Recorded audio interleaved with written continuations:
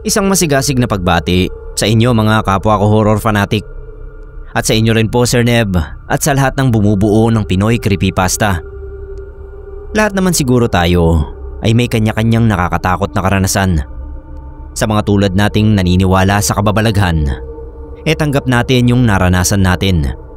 Pero syempre, hindi maiiwasan na may mga taong kahit hindi na nga nila maipaliwanag ang nakita o naramdaman nila, ay pilit pa ring hahanapan ng katwiran.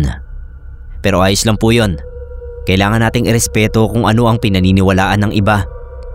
Basta ako ibabahagi ko sa inyo ang karanasan ko sa barang at mismong kinakapatid ko ang nagkaroon ng kaugnayan dito. Ako nga pala si Roberto at ang kinakapatid ko naman na tinuring ko ng tunay na kapatid ay si Shanti. Bale uli lang lubos na siya. Ang nanay niya ay namatay sa panganganak sa kanya at ang tatay naman niya ay sumama sa ibang babae. Pero mga 2 taon lang ay sumakabilang buhay na rin. Sumunod na sa nanay niya. Ang mga kamag-anak nila ay puro nasa probinsya nilang Tawid Dagat. Parehong partido. Kasi nagtanan lang ang mga magulang ni Shanti. Kaya sila lang talaga yung nasa lugar namin. Hindi ko alam kung tinawagan ba o hindi yung mga kamag-anak nung namatay sa panganganak ang nanay niya. Hindi ko na inusisa kila mama. Sila na lang ang nakakaalam ng tungkol doon. Ang sigurado ko lang ay walang ibang kamag-anak ang nagka-interes na kupkupin si Shanti. Paano kasi meron siyang diferensya sa mata. Aninag lang ang kayang gawin ng mga mata niya. As in, bulto lang daw ng tao ang nakikita niya. Hindi yung itsura talaga ng muka o bagay. Kaya si Shanti ay hindi nakapag-aral. Sina mama at papa ang kumupkup sa kanya. Ninong niya si papa. Ang tatay ni Shanti ang kumuha dati kay papa para magninong. Kaya hindi matiis ni papa na pabayaan si Shanti nang iwan siya ng tatay niyang sumama sa ibang babae. Gusto sanang pag-aralin ni mama si Shanti sa school ng mga walang paningin. Pero si Shanti mismo ay walang interes sa pag-aaral. Meron lang napansin sina mama at papa sa kanya na mahilig siyang maglaro ng mga insekto. Isang beses narinig kong pinag-uusapan nila mama.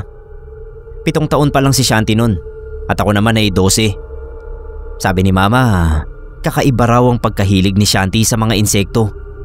Ayun ang mas gusto niyang paglaruan kaysa mga tunay na laruan. Lahat naman ng laruan ko pinapahiram nila sa kanya pero ayaw niya. At madalas pa nga ay niyayaya rin niya akong maglaro ng mga insekto. Minsan sumasali ako sa kanya, minsan hindi. Mas gusto ko yung mga laruan ko eh. Taong 1999, 20 years old na siya at ako naman ay 25 na. Doon ko na napansin na ang kakaibang hilig niya sa mga insekto ay mas nagiging malalim pa. Isang hapon galing ako noon sa trabaho ko sa bayan. Naabutan ko siya na nanghuhuli pa ng tutubi. Opo, magaling siyang manghuli ng tutubi kahit na aninag lang ng paningin niya. Sasawin ko sana siya pero bigla akong natigilan nang marinig kong parang kinakausap niya yung isang tutubi na nahuli niya. Sabi niya sa tutubi, pakakawalan niya siya kung ituturo nito sa kanya ang lungga ng mga pulang uwang o salagubang. Ilapit ko man ang tenga ko ay hindi ko man lang narinig na sumagot yung tutubi. Pinakawalan siya ni Shanti at sinabing sige, sabihin mo sa kanila na hinahamon ko sila. 20 anyos na si Shanti. Hindi ko lubos maisip na isa pa rin yung laro sa kanya. Kaya tinanong ko kung bakit niya kinakausap yung tutubi. Tumingin siya sa akin para bang tinatansya kung paniniwalaan ko siya. Pero mas pinili na lang niya na huwag sagutin ang tanong ko. Tinalikuran niya ako at pumasok na sa loob ng bahay. Hinabol ko siya. Sabi ko huwag akong tatalikuran kapag kinakausap ko. Sinaway agad kami ni mama nang marinig ang mataas kong boses. Kaya hindi ko na natuloy ang pagsita ko sa kanya. Sinabi ko yon kay mama na si Shanti ay kumakausap na naman ng mga insekto. Sabi naman ni mama, hayaan ko lang. Bakit hindi pa raw ako nasanay sa kapatid ko? Maliit pa lang sa mga insekto na umiikot ang mundo niya. Opo, kapatid na ang turing ko sa kanya at anak na rin ang turing sa kanya nila mama at papa. Dahil nga sa amin na siya lumaki. Isang gabi habang natutulog kami sa dalawang magkahiwalay na kama sa iisang kwarto namin, ay nakita kong nakamulat lang at nakatitig sa kisame si Shanti. Parang sobrang lalim naman ang iniisip niya. Tinanong ko siya kung ano bang iniisip niya, kung may problema ba siya. Sa halip na sagutin ang tanong ko, ay tanong din ang sinagot niya. Ano raw ang mararamdaman ko kung sakaling mawala na siya sa amin? Napatingin ako sa kanya. Ba't ka ako ganun ang tanong niya? May plano ba siyang umalis? Wala naman daw. Pero baka lang daw kasi hindi ako maniwala sa sasabihin niya. Pinilit ko siyang sabihin sa akin kung ano yon. Kahit alam ko sa sarili ko na weirdo talaga ang kinakapatid kong yon, gusto ko pa ring malaman kung ano ang tumatakbo sa utak niya.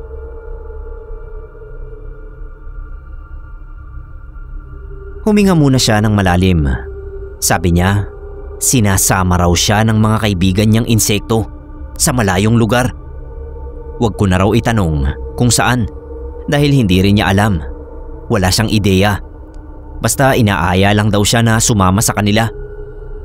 Hindi ko talaga alam kung paano ako magre-react na magiging katanggap-tanggap kay Shanti. Sabi ko na lang huwag siyang sumama kasi masasaktan sina mama at papa. Malulungkot sila. Pati ako malulungkot din kapag nawala siya sa bahay. Lalo na si papa dahil siya ang katuwang lagi sa bukid. May trabaho na kasi ako. Kahit may diferensya sa mata, malaki ang pakinabang namin kay Shanti sa mga gawaing bahay, lalo na sa bukid.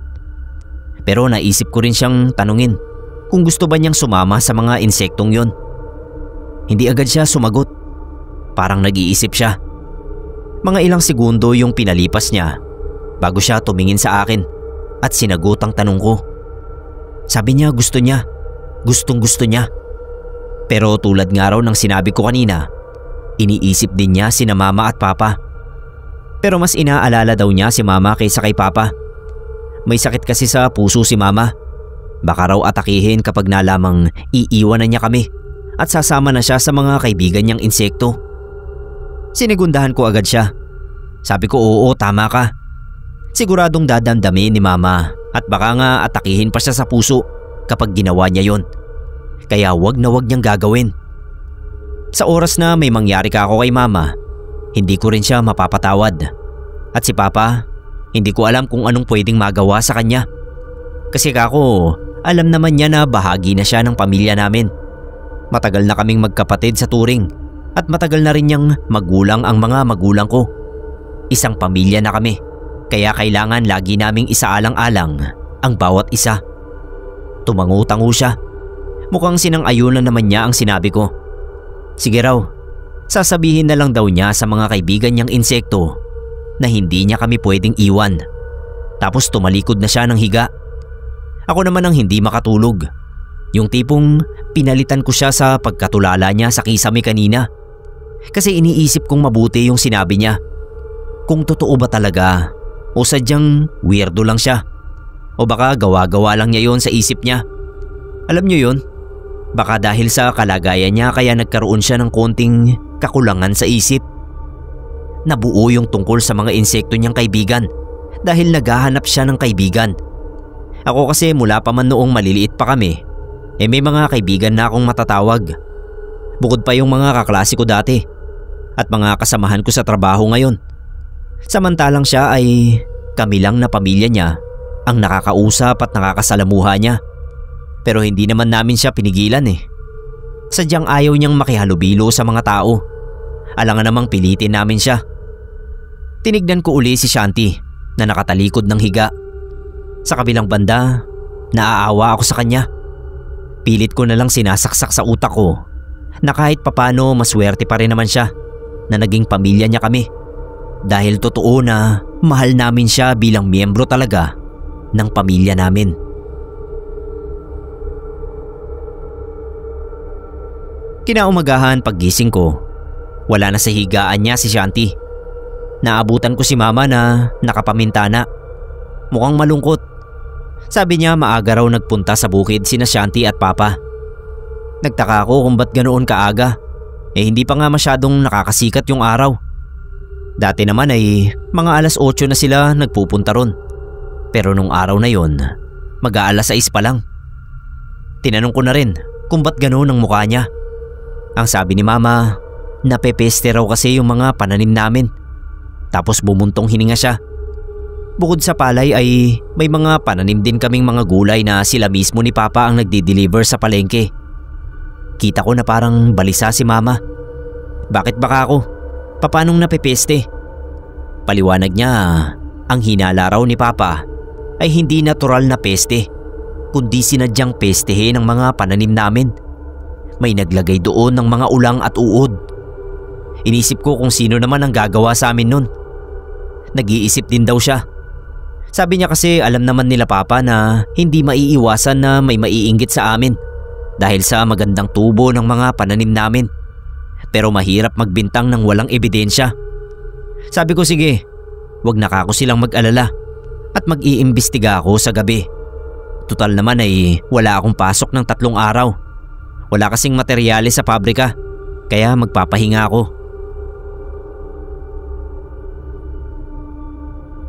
Sumunod ako kina Papa sa bukid. Si Shanti ang nilapitan ko kasi si Papa nasa medyo malayong bahagi. Sinusuyod yung mga pananim namin. Si Shanti nasa buka na lang. Nilalagay sa sako yung mga pwede pang pakinabangan ng mga gulay. Tinanong ko kung ano na yung status ng mga pananim namin. Medyo marami pa naman daw kaming aanihin, pero mas marami ang pineste. Kaya siguradong malaki ang lugi namin sa pagkakataon na yon. Tinulungan ko na sila. Sabi ni Shanti, sa tingin niya ay tama ang kutob ni Papa na sinadya ang paglalagay ng mga peste sa pananim namin. Yun din daw ang kutob niya. Tapos binulong niya sa akin na meron siyang gustong subukang gawin. Napakunot noo ako. Tinanong ko siya kung anong balak niya.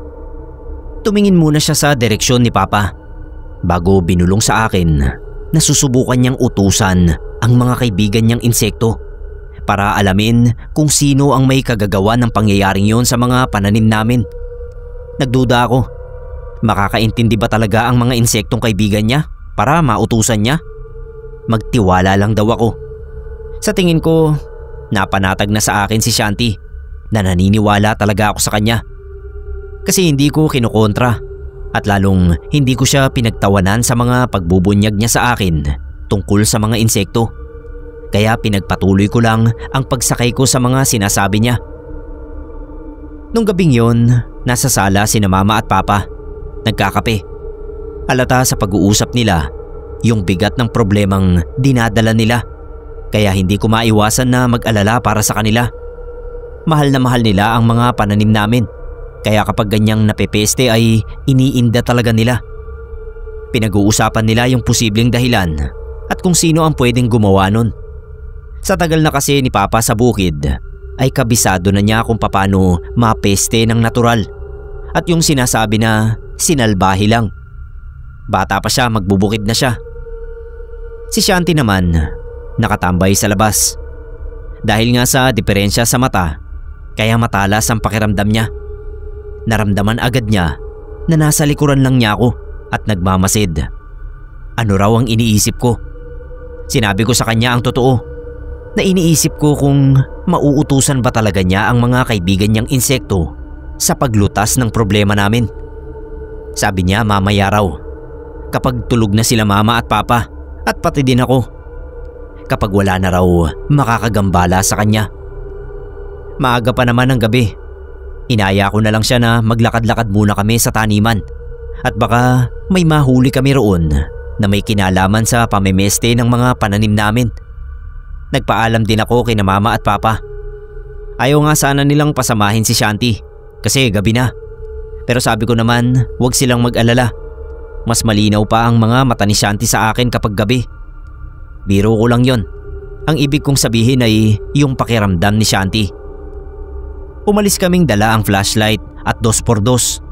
Sakaling may makita kami roon, meron kaming proteksyon kahit papano. Sigaw ni Papa, susunod siya. Pero sabi namin wag na dahil walang kasama si Mama. Tinuloy na namin ni Shanti ang paglalakad namin. Nung nasa taniman na kami, naging malikot ang mga mata ko. Napakatahimik sa paligid. Si Shanti nakatayo lang sa gitna ng dilim na parang tinatalasan pa ang pakiramdam. May mga tanim din kaming mais na matataas na ang mga dahon. Doon kami na may bay. Mukha namang walang nangyayaring kahina-hinala. Tumanaw pa kami sa malayo. Wala namang kabahayan na malapit sa taniman namin. Kaya ang natanaw lang din namin ay kadiliman ng paligid at tag-isang ilaw sa magkabilang poste. Nagtagal pa kami roon ng ilang minuto. Maya-maya ay inaya ko na si Shanti na umuwi na kami. Pero pinigilan niya ako sa braso. Sabi niya may kumakaluskus daw sa bandang gitna ng taniman. Natigilan ako at dahan-dahang lumingon sa gitna. Kinapitan ko ng mahigpit ang hawak kong 2x2. Marahan akong humakbang palapit sa tinutukoy ni Shanti. Kasunod ko rin siya. Nung malapit na kami ay biglang may tumakbo. Nabangga pa niya si Shanti kaya natumba ang kapatid ko. Napaupo sa lupa. Isang lalaki ang bulto ng masinagan ko ng flashlight. Pero sa bilis niyang tumakbo at dahil na rin sa naging sapat lang ang liwanag ng flashlight, kaya hindi ko namukaan yung lalaki kung taga roon ba sa amin o hindi. Basta nakasombrero siya at nakasuot ng itim na jacket. Tinangka kong habulin hanggang sa pilapil. Pero mabilis na nawala sa paningin ko sa sobrang liksi niya. Dahil hindi ko naman naabutan kaya bumalik na lang ako sa taniman. Si Shanti, chinecheck niya yung pwestong pinanggalingan ng lalaki.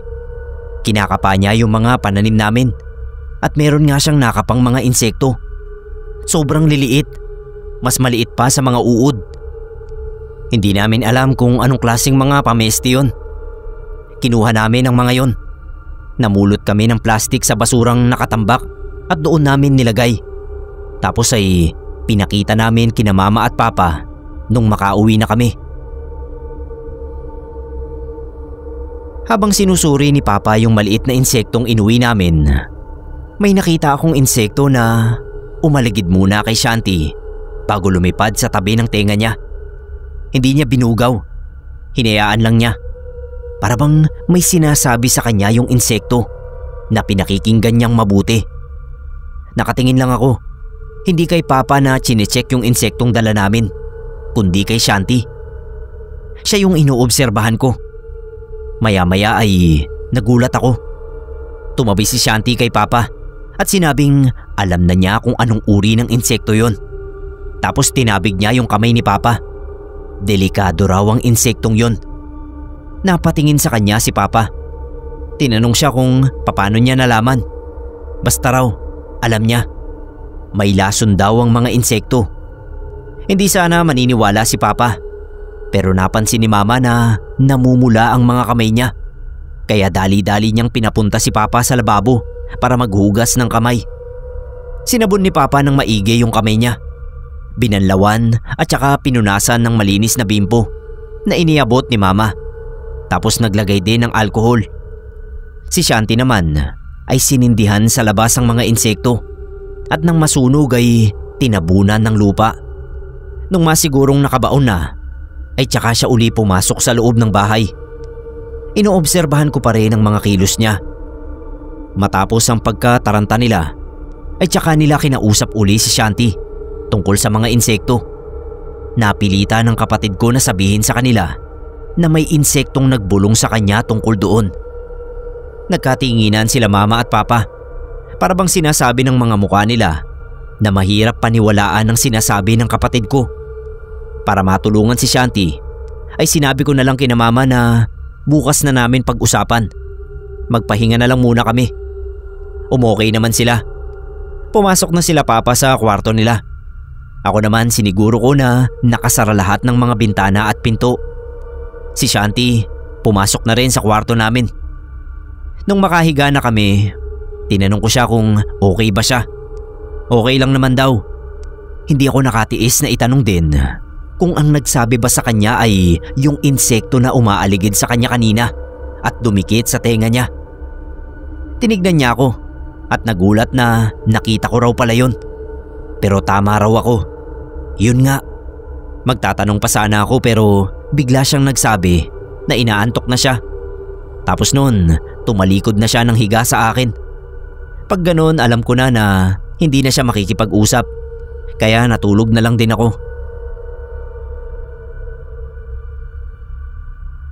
Hindi ko alam kung ilang oras na akong nakatulog nang maalimpungatan ako.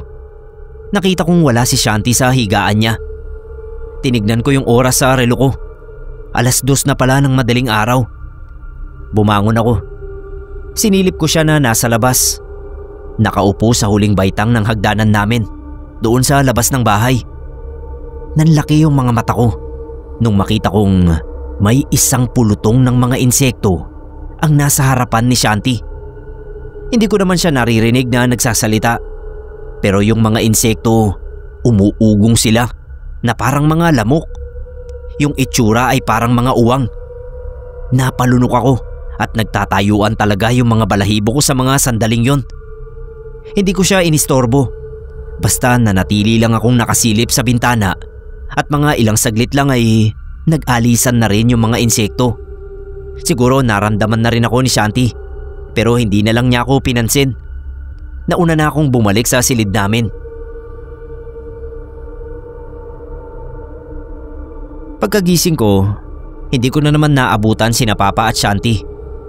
Nasa taniman na uli sila. Tinawag ako ni Mama para saluhan siya sa pag-aalmusal.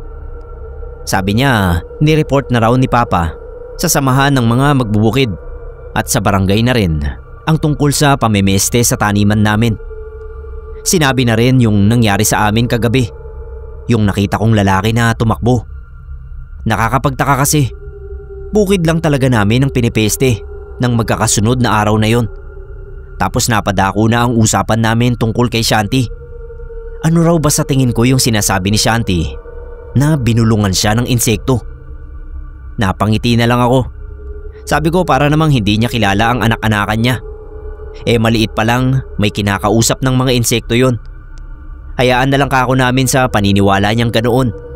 Baka nagkataon lang na naalala ni Shanti na may laso ng mga tila uod na nakita namin sa taniman. Baka kilala talaga niya ang insektong yon dahil nga sa tagal na niyang nahuhumaling sa mga ganoon. Nag-aalala lang daw ang nanay ko. Sabi ko naman kung sakali na meron ngang abilidad si Shanti na kumausap ng mga insekto, aba dapat namin yung ipagpasalamat dahil magiging advantage niya yon sa mga gaya niyang hindi nakakakita. Pero siya naman ay nakakaaninag ng konti, hindi totally bulag. Ang sagot ni Mama ay isang halos pabulong na kung sa bagay. Pagkatapos namin kumain, naligo lang ako. Nagpaalam na ako kay Mama na susunod ako sa taniman. Nung nasa taniman na ako, nagkaroon kami ng pagkakataon ni Shanti na magkausap ng konti habang nakadistansya sa amin si Papa. Yung palayan ang inaasikaso niya sa mga oras na yon. Tinanong ko si Shanti tungkol sa nakita ko kaninang madaling araw. Alam ko na naramdaman niya ako. Ano ka ako ang ibig sabihin nun? Ginawa na raw niya yung sinabi niya sa akin na balak niya. Alam daw niya na malaki ang maitutulong ng mga insektong kaibigan niya sa paglutas ng problema namin sa mga pananim. Hindi pa man ay gusto ko ng pasalamatan ng mga insekto niya. Pero binalaan ko si Shanti na hanggang doon lang dapat ang gawin ng mga insekto niya. Kung sakali na malaman na namin kung sino talaga ang nasa likod ng mga pamemerwisyo sa taniman namin, ay hayaan niya na kami ni Papa na umaksyon kung ano ang dapat naming gawin at wag na niyang papakialamin ang mga insekto niya. Hindi siya sumagot. Mahirap basahin ang iniisip niya. Pero may pakiramdam kasi ako na meron pang ibang binabalak si Shanti. Hindi ko alam kung bakit kinukutuban ako ng masama. Hindi na namin naipagpatuloy ang pag-uusap tungkol sa mga insekto dahil lumapit na si Papa. Sabi niya na ubusan na kami ng mga gamot para sa tanim. Kaya kailangan niya uli na bumili sa bayan. Nag-volunteer ako na ako na ang bibili. Total ay papasok na rin naman ako. Dadaan na lang ako sa bilihan bago ako umuwi. Nagpasalamat si Papa. Magbibigay sana siya ng perang pambili. Pero hindi ko na tinanggap. Ako na kako ang bahala. Makabawas man lang sa gastusin namin. Sa pagkakatanda ko, mga 3 araw pa lang ang nakakalipas nun. Inaabangan na pala ni Shanti yung pag-uwi ko galing sa trabaho. Nakaupo siya sa harap ng bahay namin at tumayo nang makita na akong paparating. May mahalagang bagay daw siyang sasabihin sa akin. Gusto niya na ako ang magsabi kina mama at papa nang nalaman niya. Baka raw hindi siya paniwalaan. Alam na raw niya kung sino ang nasa likod ng mga pamimestes sa amin. Nagulat ako. Paano ka ako? Di ba nga raw inutusan niya yung mga insekto na alamin kung saan nanggagaling yung mga dayong insekto na sumasalanta sa mga pananim namin. Natukoy na raw ng mga kaibigan niya. Hinila ko si Shanti sa isang tabi kasi nakita ko na napatingin sa amin si mama na biglang sumulpot sa bintana. Tinanong ko kung anong nalaman ng mga insekto niya. Sino ang may gawa? Pinasunod daw siya ng mga insekto sa pinanggalingan ng mga malauod na nakita namin sa pananim. At doon daw siya humantong sa bahay ng albularyong si Karoni. Napanganga ako. Si Karoni ang matalik na kaibigan ni Papa, kababata at kaeskwela. Doon din kami madalas dalhin ni Papa kapag nagkakasakit kami. Isang beses pa nga ay may sinabi si Karoni nang dalhin namin ni Papa si Shanti sa kanya para magpahilot. May pilay kasi kaya hindi nilulubayan ng lagnat. Sabi ng albularyong si Karoni, balang araw mas magiging malinaw pa raw ang mata ni Shanti kaysa sa mga taong may normal na mga mata. Na balang araw mas magiging mahusay siya kaysa karaniwang tao. At ngayon nga ay naisip ko na ang mga insekto ang naging mata ni Shanti para matukoy ang gumawa sa amin ng hindi maganda. Nagkataon na si Karoni mismo yon. Paulit-ulit kong tinanong si Shanti kung gaano siya kasigurado na tama ang tinukoy ng mga insekto na salarin. Kwento niya, nung makita raw siya ng albularyo na nakatayo sa harap ng bahay, ay pinaalis agad siya. Ni hindi man lang tinanong kung anong ginagawa niya roon. Sa tingin daw niya ay kinutuban si Karoni na may alam na siya kaya tinaboy siya agad. Ang tanging sinabi lang daw sa kanya, "Anong ginagawa mo rito? Umalis ka na!" Hindi raw ba't nakakaduda ang reaksyong yun? Gayong matalik siyang kaibigan ng papa namin. Ako man ay nagduda kung bakit ganoon ang kinilos ng albularyong yun. Sa tingin ko natakot siya sa pagkakakita kay Shanti. Alam kasi niya noon pa man na may kakaiba sa kapatid ko. Sabi ko kay Shanti, kailangan muna naming humanap ng ebidensya bago namin sabihin kina papa. Kasi baka mahirapan si papa na paniwalaan yun at makakadagdag pa yun sa isipin niya. Kaya kung ipagtatapat namin ng tungkol doon, dapat yung may matibay na kaming ebidensya na maipipresenta. Sinang-ayunan naman ako ng kapatid ko. Maghahanap daw siya ng ebidensya. Ang mahalaga ay alam na naming dalawa kung sino ang kalaban.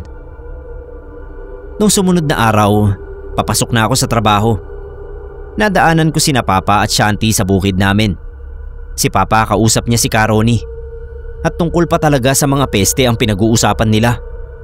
Lumapit ako kay Papa at nagmano. Nagpaalam na papasok na ako. Nagmano rin ako kay Karoni, naninong ko pa man din. Bago ako umalis, ay nilingon ko si Shanti na nakatingin sa direksyon ko. Tapos umalis na ako. Kung totoo nga na si Karoni ang may gawa, naisip ko na ang kapal naman ng mukha niya na humarap pa sa papa ko. Hindi ko rin lubos maisip ang dahilan kung bakit niya yun gagawin. Wala naman siyang dapat ikainggit sa amin dahil meron din naman siyang sariling bukid at may mga pananim din siya sa bundok. Hanggang sa trabaho, dala-dala ko yung isipin na yon. Kaya hindi ako makapag-focus. Nagkakamali ako at napapagalitan ng bisor namin.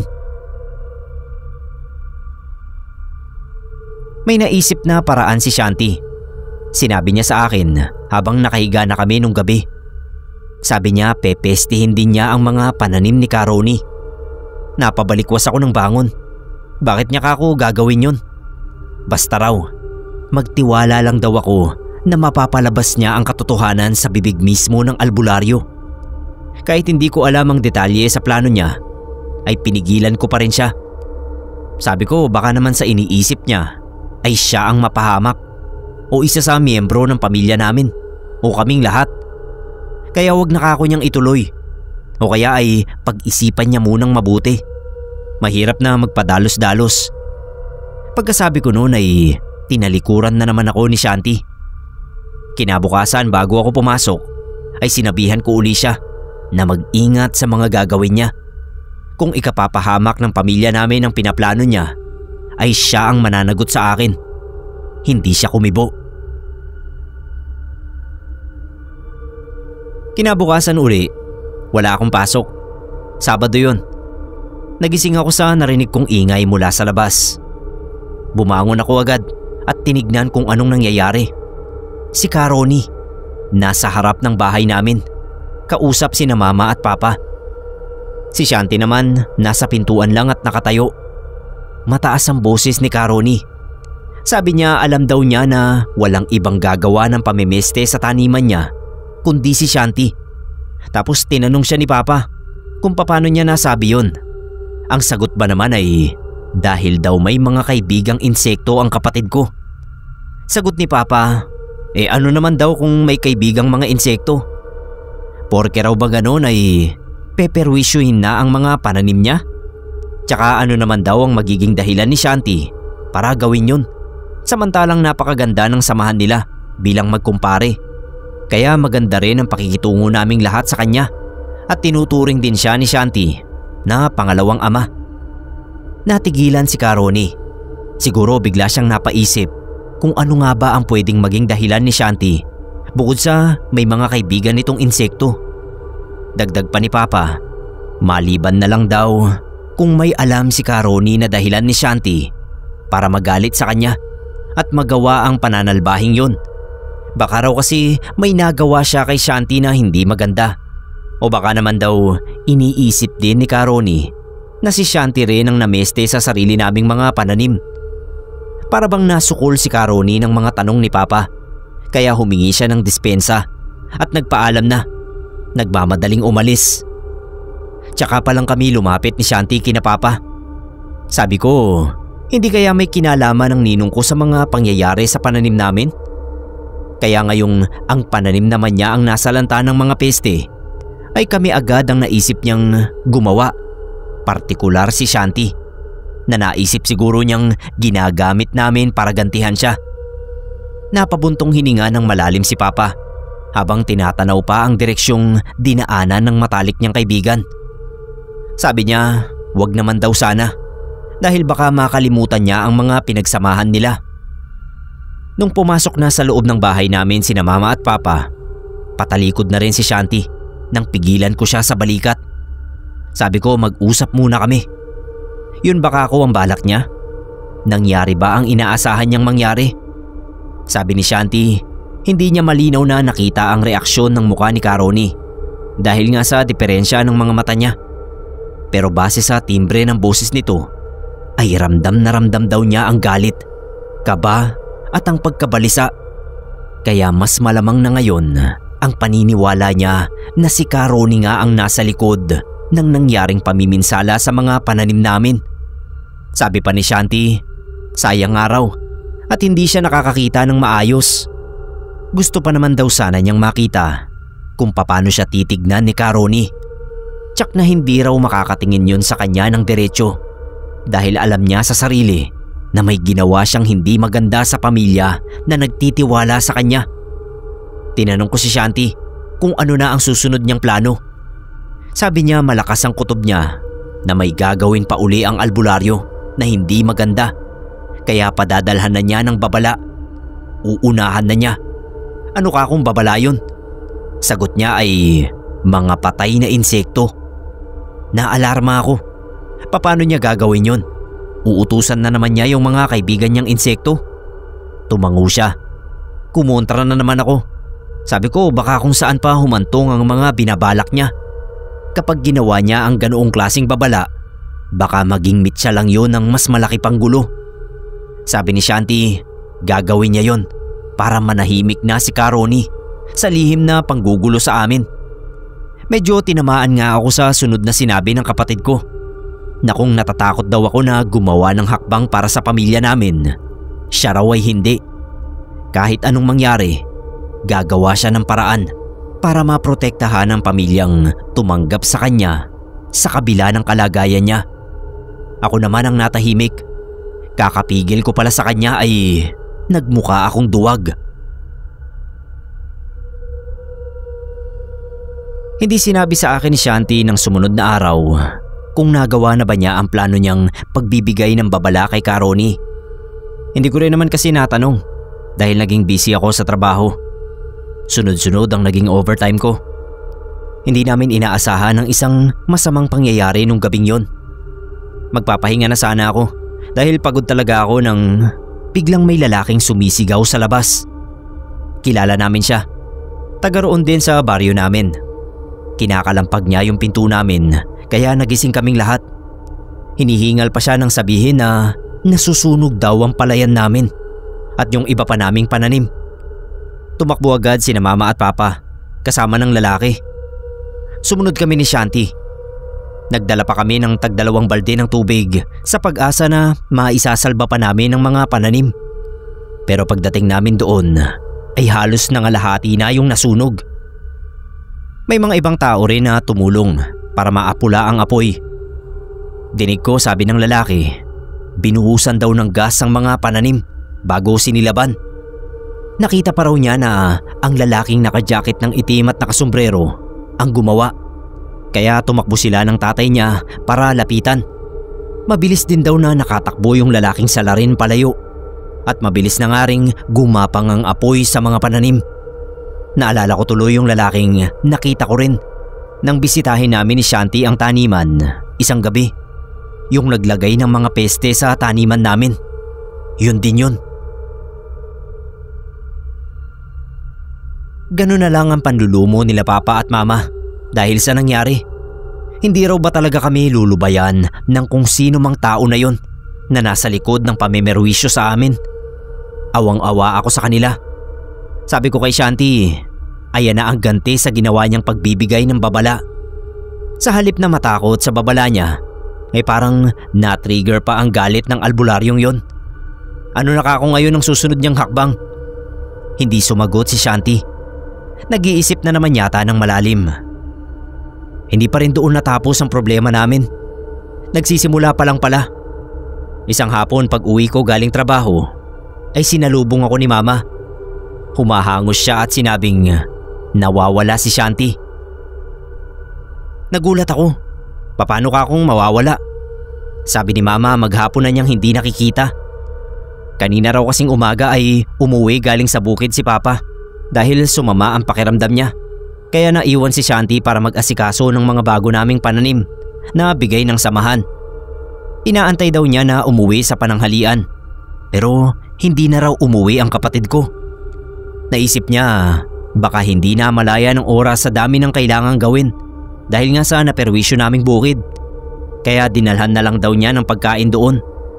Ang kaso ay hindi niya nakita. Wala raw doon si Shanti. Pinagtanong na rin niya sa iba pang magbubukid na kalapit namin doon. Pero hindi raw nila napansin.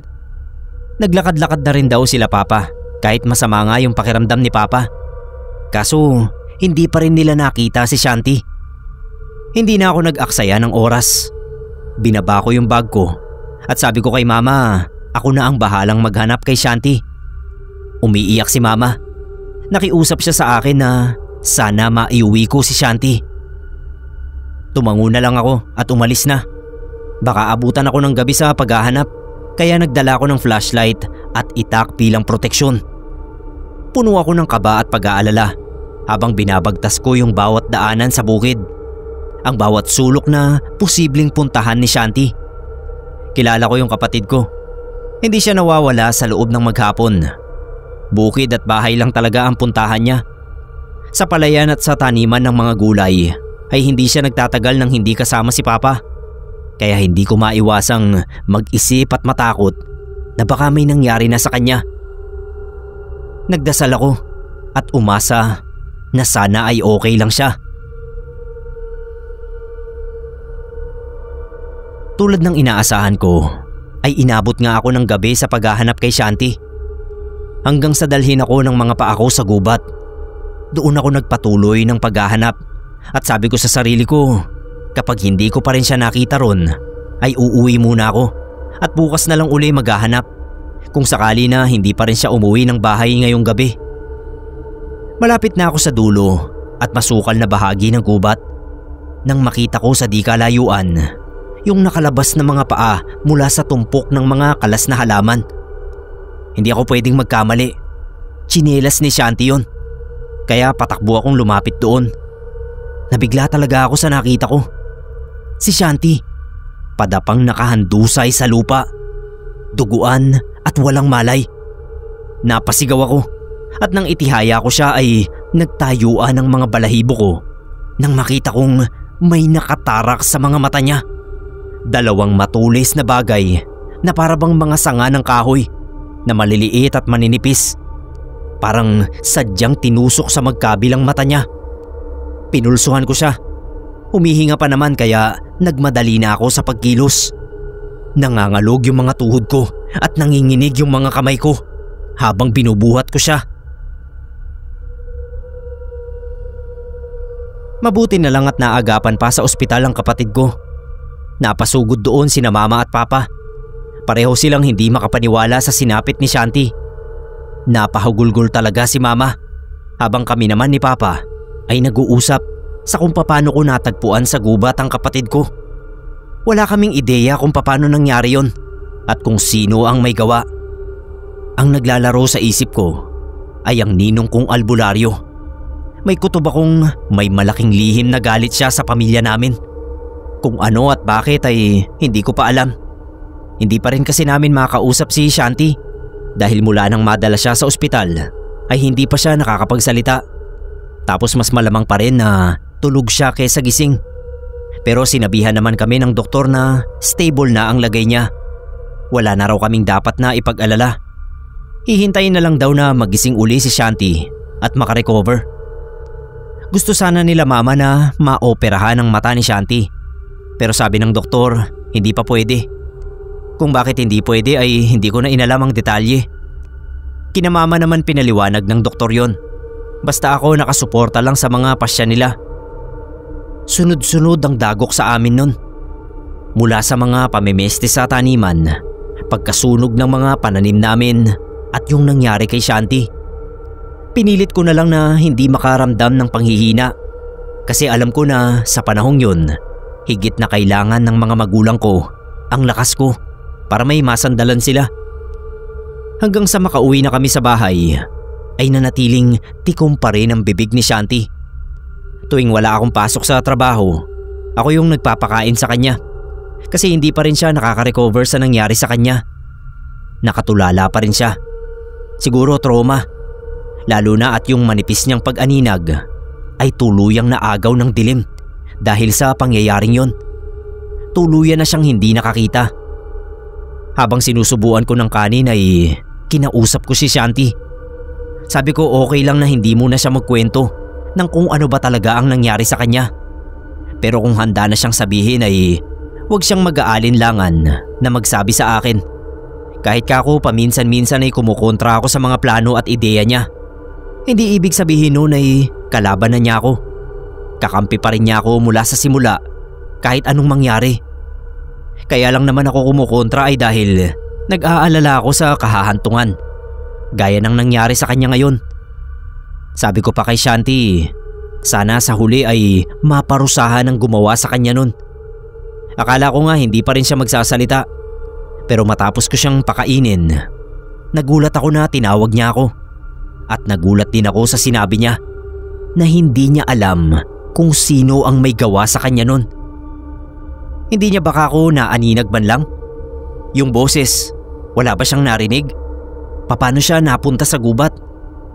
Sabi niya habang abala siya sa bukid, ay bigla na lang daw may sakong sumaklob sa ulo niya at pinalo siya ng matigas na kahoy. Nawalan siya ng malay. Nagising siya na kinakaladkad na siya doon sa gubat. Ang tanging naaninag niya ay lalaking nakasuot ng itim. Sa tingin niya, yun ang nakita ko nung gabi doon sa taniman at yung nakita rin ng kapitbahay namin na nagsimula ng apoy. Yung lalaking naka-jacket ng itim. Posibleng siya yung inuutusan para gawin ang masasamang bagay na yon sa amin. Mula noon hindi na ako mapakali hanggat hindi ko nalalaman kung sino ba talaga ang lalaking yun na naka-jacket ng itim. Yung lalaking sumasalbahe sa amin. Si Shanti naman hindi pa ulit nakakabalik sa taniman namin para tumulong kay Papa. Kaya tuwing wala ako sa trabaho ay ako na muna ang tumutulong kay Papa. Kung dati nang tahimik si Shanti, mas naging tahimik siya ngayon. Hindi ko alam kung dahil pa rin sa trauma na inabot niya o may ibang naglalaro sa utak niya. Baka iniisip niya ang maghiganti. Baka gamitin na naman niya ang mga kaibigan niyang insekto na hindi naman siya natulungan nung nalagay siya sa panganib. Kinausap ko uli si Shanti habang nakahiga na kami at nagpapahinga. Sinubukan kong alamin kung ano ang tumatakbo sa utak niya. Sabi niya wala. Sinasanay lang daw muna niya ang sarili sa madilim na paligid. Binigyan ko siya ng konting pag-asa. Sabi ko huwag siyang mag-alala kasi sabi ni Mama nakausap na niya yung doktor. Pinag-aaralan pa kung kailan pwedeng maoperahan ang mga mata niya. Kahit man lang maibalik sa dating nakakaaninag siya. Napabuntong hininga si Shanti. Hindi na raw niya iniisip yon. Alam niya na hindi biro ang perang kakailanganin kapag nagpa-opera. Malaking kabigatan daw yon sa pamilya namin. Sanay naman siyang mabuhay ng may diferensya ang paningin. Pero iba na ako ngayon. Totally bulag na siya. Hindi na niya maaaninag ang pagsikat ng araw. At kami na pamilya niya. Wala raw yun problema sa kanya. Masasanay din daw siya. Ang mahalaga ay buhay siya. Nakakakain, nakakaligo. At sigurado siyang makakatulong pa rin siya sa mga gawaing bahay. Lalo na sa bukid. Kahit wala na siyang makita maski aninag lang. Mas tumalas naman daw ang pakiramdam niya. Hindi ko na malayan na napapaluha na pala ako nun. Naawa ako kay Shanti. Pero hinahangaan ko pa rin ang tapang at lakas ng loob niya na harapin ang kalagayan niya. Kasi kung ako yun, ewan ko, baka hindi ko makayang tanggapin. Naputol ang pag-uusap namin nang makarinig ako ng malakas na ugong ng mga insekto. Napabangon ako. Tinanong ko siya kung naririnig ba niya yon. Sabi niya oo, pero wag ko na lang daw pansinin. Ang hindi ko pinansin ay ang sinabi niya. Tumayo pa rin ako. Doon ako sumilip sa bintana ng kwarto namin. Nanlaki yung mga mata ko nung makita ko yung pulo-pulutong na mga insektong gamu-gamo at kuliglig. Sa pagkakaalam ko ay sa mga ilaw o liwanag lang sila umaaligid. Pero sa pagkakataon na yon ay doon sa harap ng bintana ng kwarto namin na wala namang ilaw. Nakakapagtaka. Kinalabit ko si Shanti at sinabi sa kanya ang nakikita ko. Parang walang anuman sa kanya. Hindi siya nagulat at sabi pa niya gusto lang daw siyang batiin ng mga kaibigan niyang insekto dahil nalampasan niya ang isang mabigat na pagsubok. Inisip ko na yung nangyari sa kanya sa gubat ang tinutukoy niya. Sinara ko na yung bintana at bumalik ako sa higaan ko. Kahit nakahiga na ako, ay nanatiling bukas ang mga tenga ko sa pakikinig sa maingay na mga kuliglig. Naisip kong itanong kay Shanti kung binabati ba siya ng mga kaibigan niya. Hindi ba siya magpapakita sa kanila? Bakit hindi niya kako dungawin ang mga yon? Hinihintay ko siyang sumagot, pero wala. Pagtingin ko, nakatalikod na pala siya. Hindi na nga niya ako sasagutin. Nabanggit ko yata to kanina na kapag nakatalikod na si Shanti ay hindi na siya sasagot. Ibig sabihin ay ayaw na niyang makipag-usap, na matutulog na siya. Maya-maya lang din ay nakatulog na ako. Kaya hindi ko na alam kung gaano katagal na malagi yung mga insekto sa harap ng bintana ng kwarto namin. Paggising ko kinaumagahan, wala na si Shanti sa silid. Sabi ni Mama ay sumama na raw uli kay Papa sa taniman. Mukhang babalik na raw yata sa dati ang lahat. Nakangiti si Mama kaya sumaya na rin ako. Sana nga ay ganoon. Pero hindi ko alam kung bakit may iba akong pakiramdam na hindi ko matukoy kung anong nagpapabalisa pa rin sa akin. Nung mga sumunod na araw, napansin ko na palaging nasa paligid si Caroni. Para bang inuobserbahan ang mga kilos ni Shanti. Nahuli ko siya na nakatingin sa kapatid ko. Hindi tuloy maalis sa isip ko na siya ang may pakana ng lahat ng nangyari sa amin. Pero dahil nga sa wala naman kaming makuhang matibay na ebidensya, kaya hindi namin siya makompronta man lang tungkol doon. Kasama ako nila Papa sa bukid nung araw na yon. Bandang tanghalian, habang salo-salo kaming kumakain nila Papa at Shanti doon sa ilalim ng puno, naisip kong buksan ang topic tungkol sa mga nangyari sa mga pananim namin nitong mga nakaraan. Sa tingin baka ako nila, hindi na mauulit yon. Sabi ni Papa, sana nga raw ay hindi na maulit, lalo at hindi naman namin nahuli ang salarin. Nung sumugod baka ako si Caroni sa bahay at pinagbintangan si Shanti na nameste sa taniman niya, hindi ba siya nagduda sa ninong ko na baka may kinalaman siya sa mga nangyari sa taniman namin? Saglit na nag-isip si Papa. Wala naman daw siyang maisip na dahilan para gawin yun ni Caroni. Kung inggit daw, sana noon pang mga binata pa lang sila o kaya maliit pa lang kami, ay ginawa na ng kaibigan niya ang mga ganoong kasamang bagay sa kanya. Isa pa, wala namang dapat ikainggit sa kanya dahil pareho naman silang magbubukid. Halos hindi naglalayo ng estado sa buhay hanggang ngayon. Kaya lang daw siguro napagbintangan si Shanti dahil alam nga na malapit sa mga insekto ang kapatid ko. Magtatanong pa sana ako, pero pinahinto na ako ni Papa sa pag-uusisa.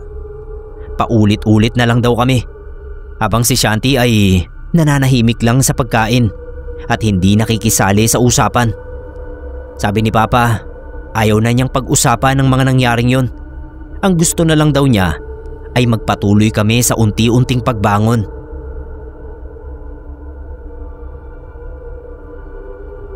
Mga 1 linggo pa ang lumipas na nakabiti ng isip ko sa tunay na nasa likod ng mga nangyari sa amin ay isa na namang nakakagulat na balita ang nakarating sa amin na si Caroni raw ay dinapuan ng malalang karamdaman.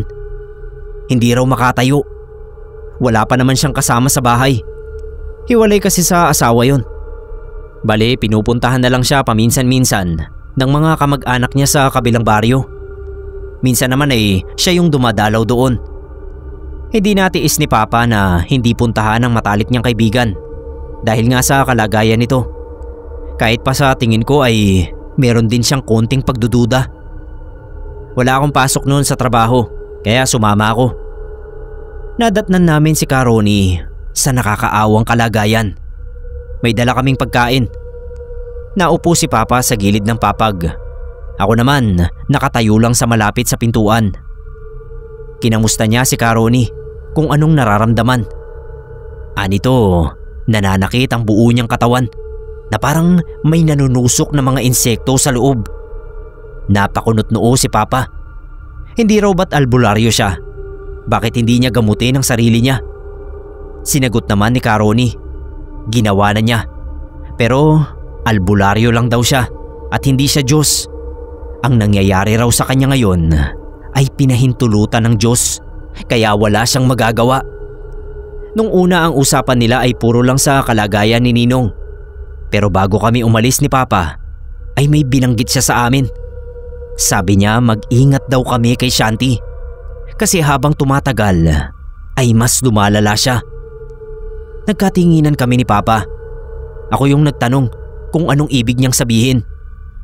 Sabi niya, ang kakayahan ni Shanti na makakausap ng mga insekto ay hindi isang simpleng kaalaman, kundi isang nakakatakot na abilidad na maaaring magpahamak sa aming lahat.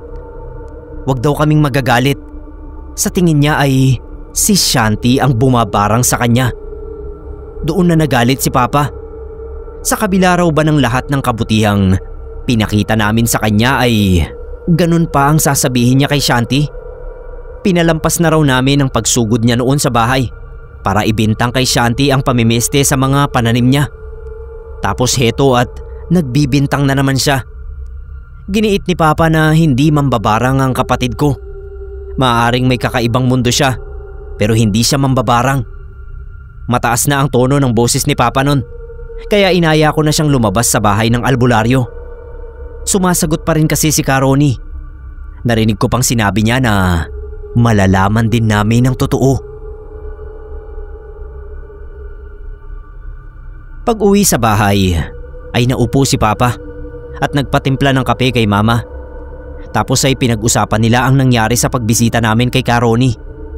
Hindi na ako nakisawsaw sa pag-uusap nila. Hinanap ko si Shanti. Nasa loob siya ng silid namin. Pagbukas ko ng pinto ay halatang nabigla siya at parang mabilis na tinago ang isang bagay sa ilalim ng unan niya. Tinanong ko siya kung ano yun. Sabi niya wala lang yun. Isang aklat na sinusubukan niyang basahin noong nakakaaninag pa siya. Gusto ko sanang tignan pero kilala ko si Shanti.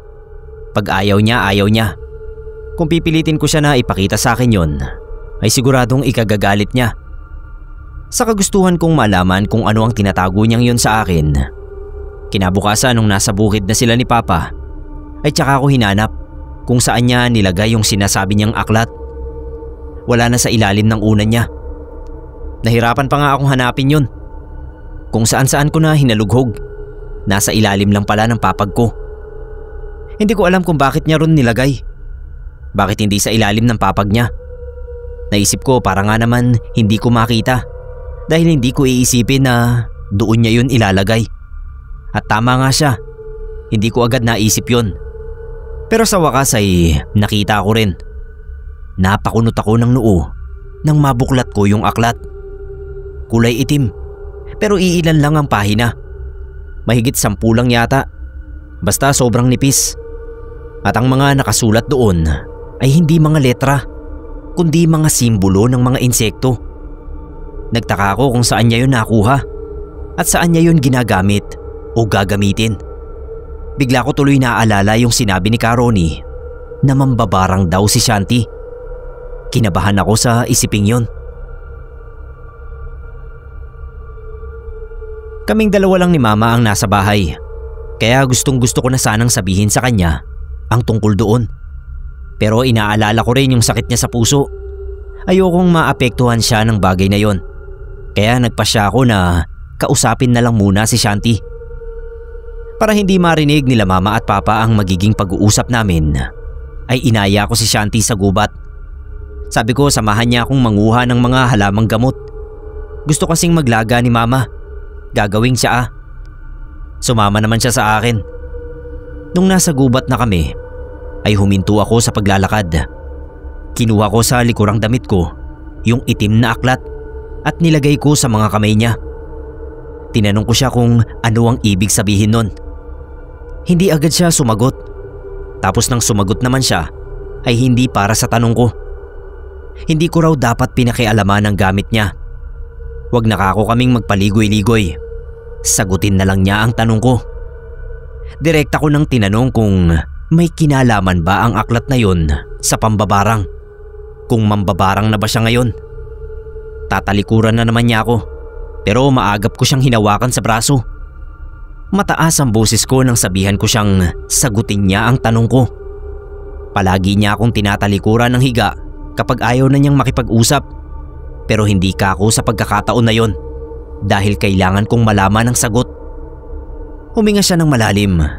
Sabi niya, siguro nga raw panahon na para malaman ko ang tunay na kapangyarihan ng mga kaibigan niyang insekto. Akala ko ay may sasabihin pa siya. Pero sa halip ay sumipol siya ng malakas. Ilang ulit.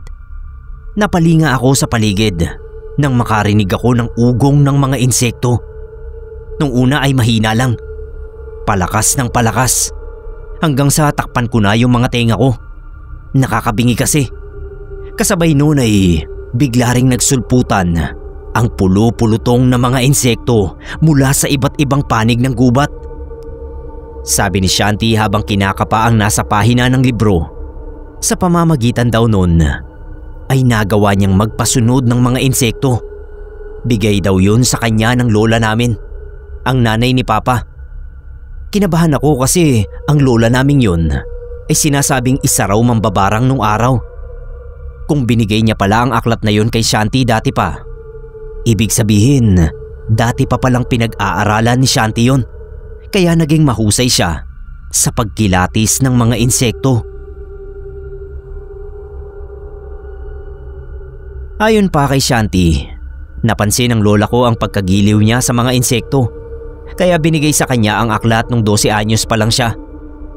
Namatay nga pala si lola nung 15 anyos na si Shanti at ako naman ay 20. Nung buhay pa siya tuwing bibisitahin daw namin si lola sa gulod, ay palihim siyang tinuturuan tungkol sa mga insekto, kung paano mag-alaga at paano magpasunod. Isa rin daw sa mga tinuro sa kanya ay ang pambabarang. Nanlaki talaga ang mga mata ko. Bakit kako kailangan niya yung pag-aralan? Naisip ko agad itanong kung siya ba ang bumabarang ngayon kay Karoni. Pakialamero daw ang albularyo na yon. Binabantayan ng mga kilos niya, kaya bibigyan lang niya ng leksyon. Inulit ko ang sinabi niya na binabantayan. Paano? Kung wala naman siyang ginagawang masama, bakit niya kailangang magpa-apekto sa pagbabantay nun? Hindi ako makapagsalita ng maayos nun kasi inaaligiran ako ng mga insekto.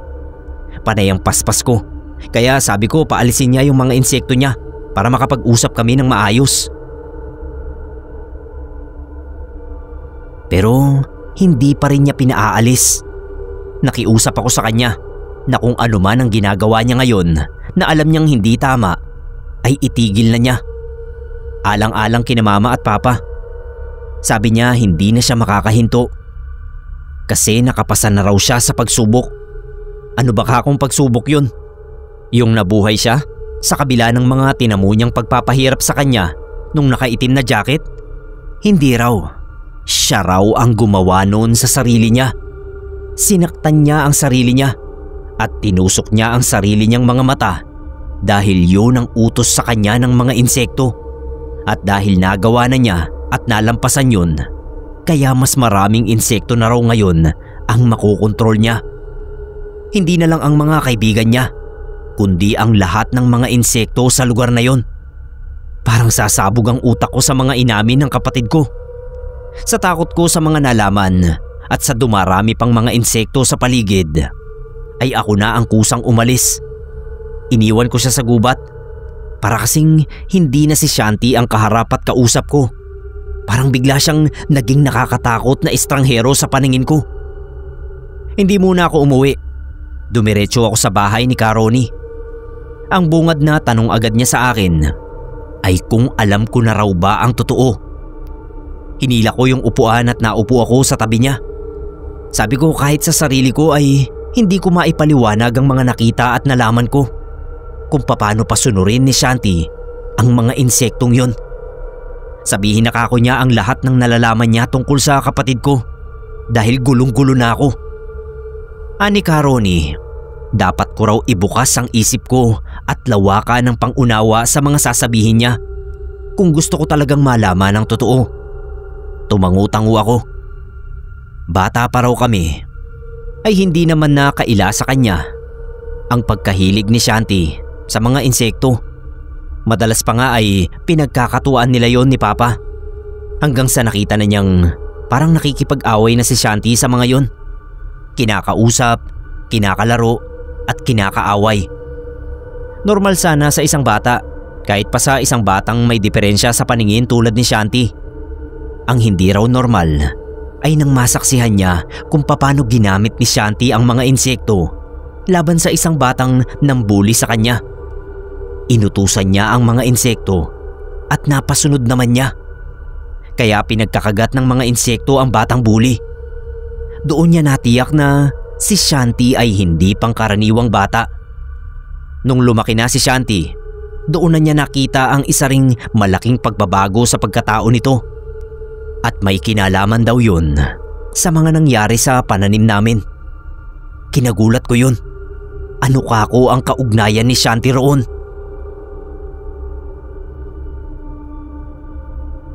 Noong malaman daw niyang napeste ang mga pananim namin, bilang albularyo, may kutob siya na makukuha niya ang eksaktong uri ng peste na namiminsala sa taniman tuwing kabilugan ng buwan. Kaya hinintay niya ang pagkakataon na yon. Nagsuot siya ng itim na jacket at nagsombrero. Dahil wala pang katiyakan ang plano niya, kaya pinili niya munang wag ipaalam kay Papa. Balak niyang sabihin kapag nalaman na niya ang resulta. Nung kinukuha na raw niya ang mga peste, ay bigla kaming dumating. Kaya nagtago siya.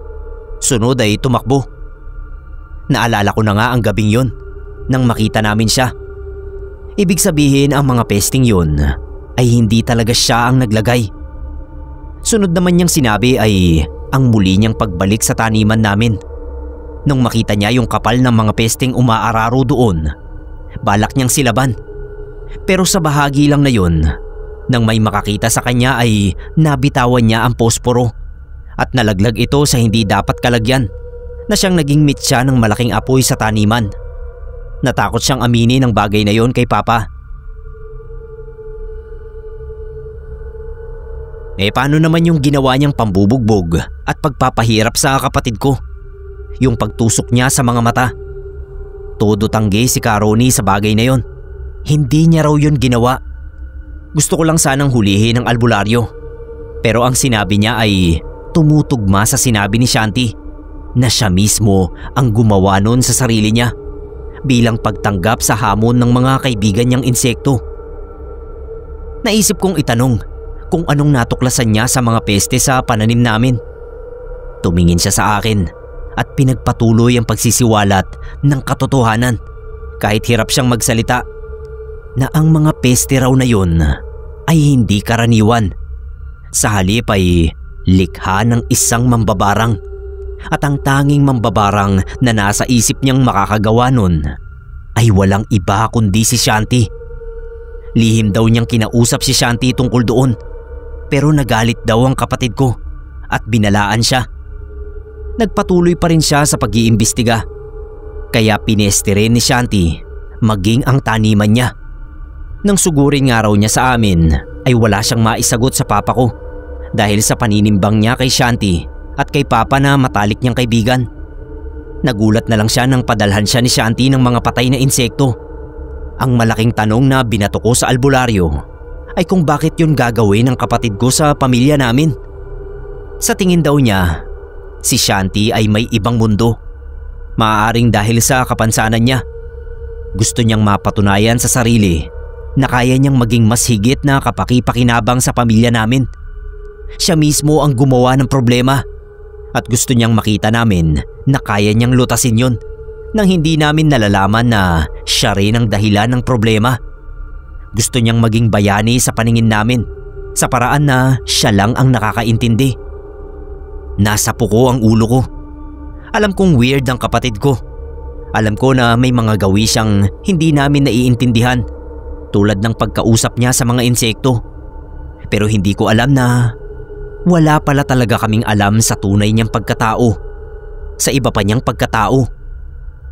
Kinalabit ako ni Karoni at sa mahinang boses, sinabi niya sa akin na may paraan pa para matulungan si Shanti. Pero hindi na niya magagawa dahil sa kalagayan niya.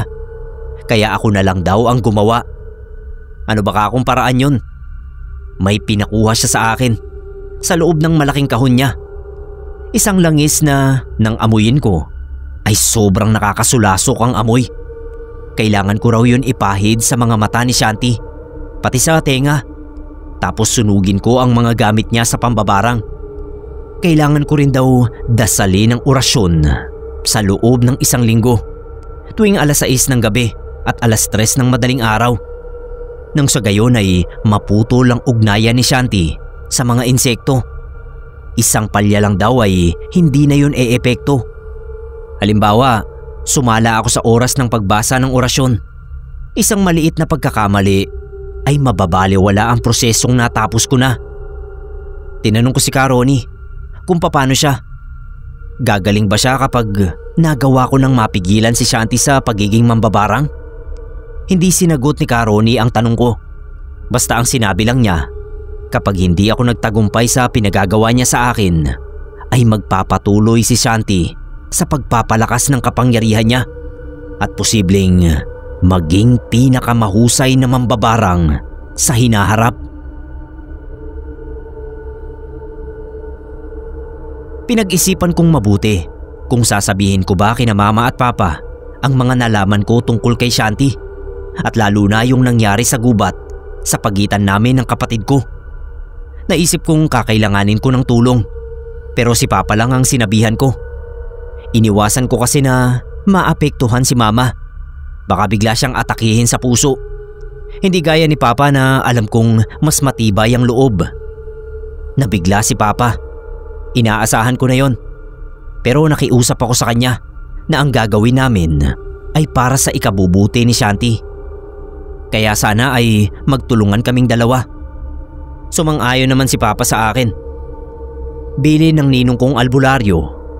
Sa oras na maipahid ko na ang langis sa mga mata at tenga ni Shanti, kailangan ko naman na masunog ang aklat at yun na ang simula ng pag-uorasyon ko sa loob ng 7 araw tuwing alas 6 at alas 3 ng gabi.